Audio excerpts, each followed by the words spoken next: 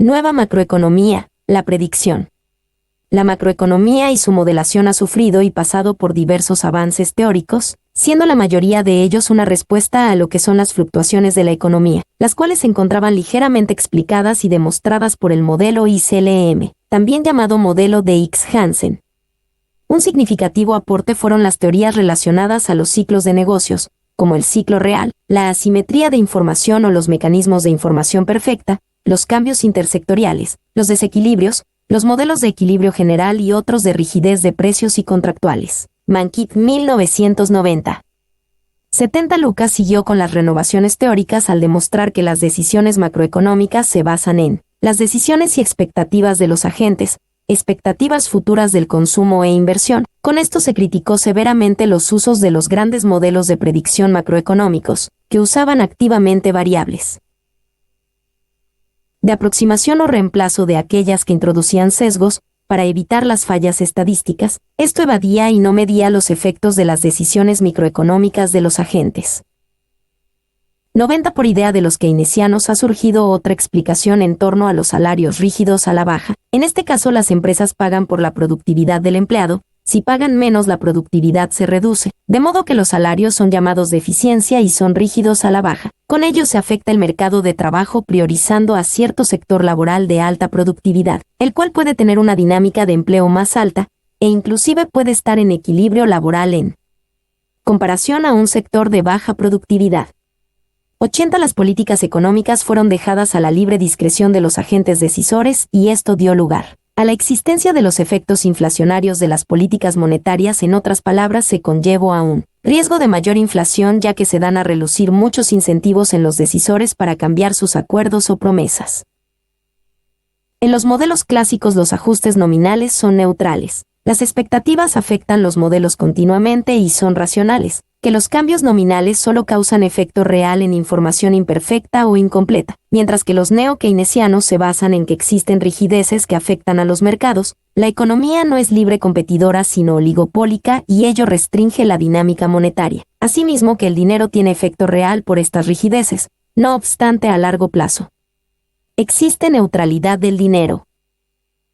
Estos modelos responden a las expectativas racionales y estas representan un proceso de decisión y predicción, en donde el costo de adquirir información es equivalente al beneficio del ajuste de predicción, considerando maximización de bienestar. A su vez, también responden ante los cambios de políticas sorpresivas o shocks reales nominales. La explicación de una economía ha dado un vuelco. No solo el pasado afecta las variables presentes y futuras, sino que además las expectativas futuras de los agentes define el accionar presente de la economía. El modelo que se plantea, Buite 1990, busca encontrar el comportamiento de la inflación y del producto. Para ello se sugiere que bajo ciertas condiciones de expectativas racionales o pasadas, existen efectos reales. Esto se debe a la rigidez de los mercados, dado su imperfección. Si las expectativas son racionales, los agentes optimizan sus decisiones y logran que el precio esperado, con información actual, pasada y con expectativas futuras, sea igual al precio actual de la economía, de modo que en condiciones de estabilidad los precios serían los mismos al esperado en cualquier periodo.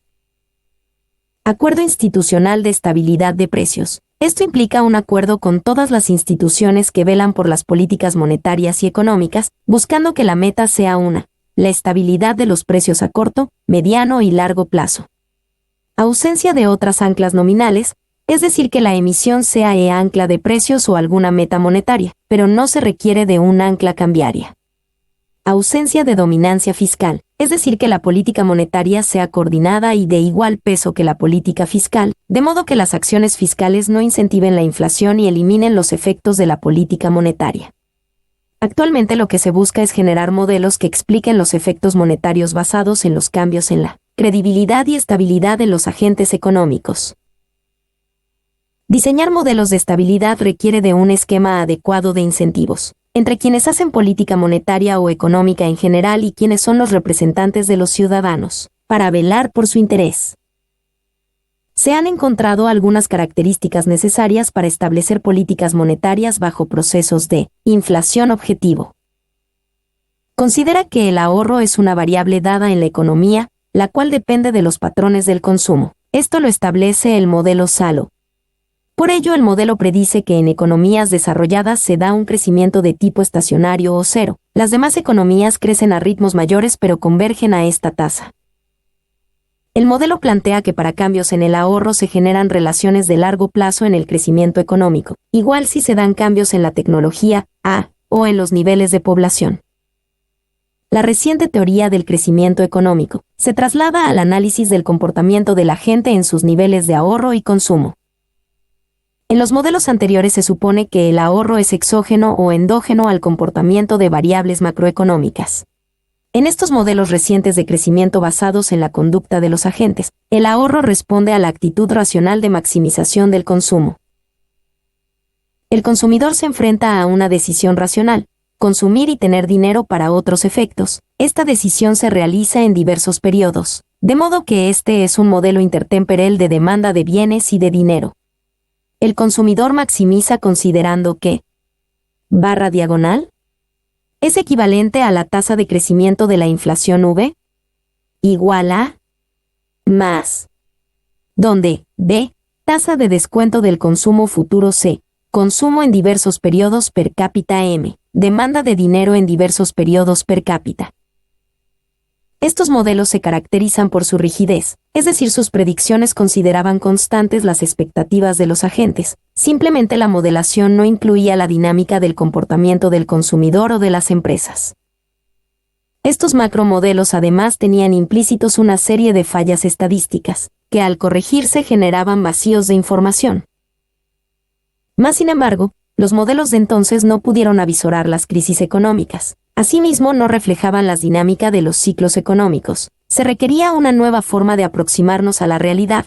Esto fue propuesto por Robert Lucas, quien incorpora la expectativa de los agentes en la modelación, surgiendo los actuales modelos de predicción que se sustentan en las decisiones de los agentes.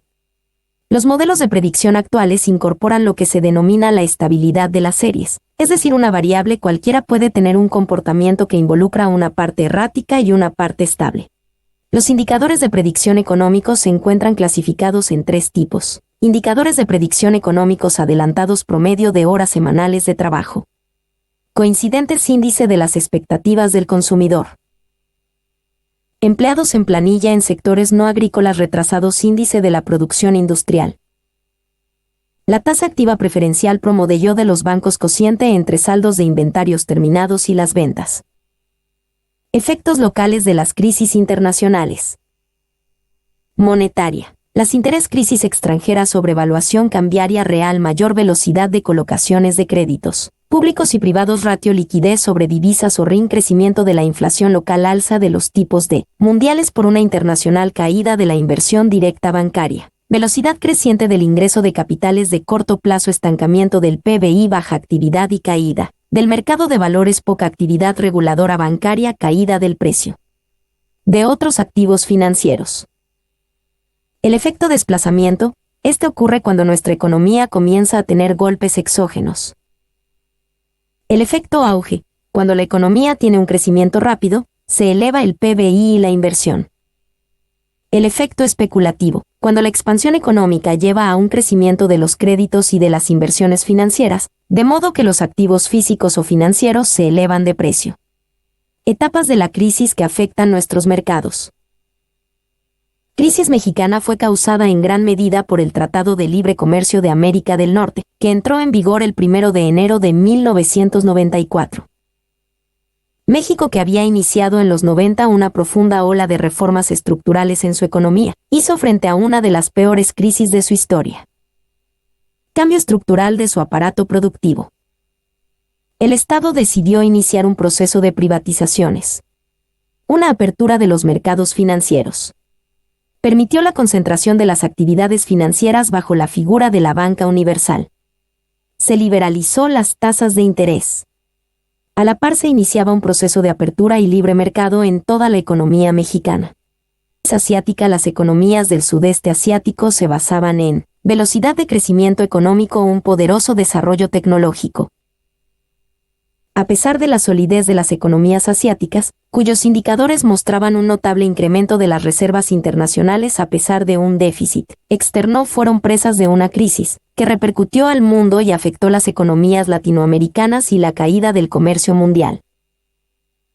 Crisis brasileña fue causada en gran medida por el Tratado de Libre Comercio de América del Norte, que entró en vigor el 1 de enero de 1994.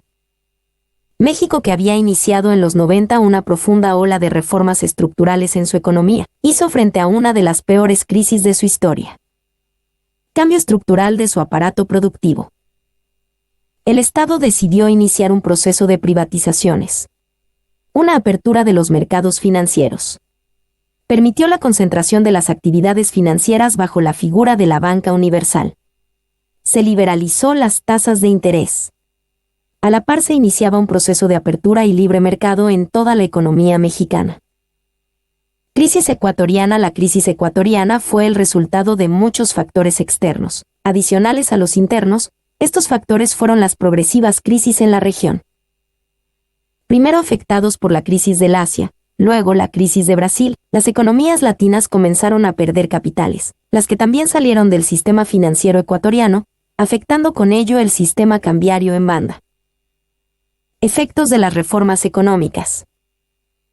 Se comenzaron a tener expansiones desmedidas del crédito, altos niveles de concentración en la banca, una gran práctica fraudulenta. Esto trajo a colación los criterios de riesgo moral en las políticas regulatorias financieras. Crisis argentina. Basado en un régimen de acuerdo monetario, Currency Board Agreement. Dicho régimen, también denominado caja de conversión, establecía la paridad dólar y peso argentino, lo que equivalía a tener niveles similares de agregados monetarios y dólares. El régimen de convertibilidad adoptado por Argentina requiere, entre otras cosas, de características como sistema bancario solvente y transparente, fuerte regulación bancaria, nivel elevado de reservas internacionales, un gobierno responsable fiscalmente, un banco central responsable y dedicado a combatir la inflación, un mercado laboral flexible, credibilidad institucional por parte de los agentes, una estabilidad en los niveles productivos.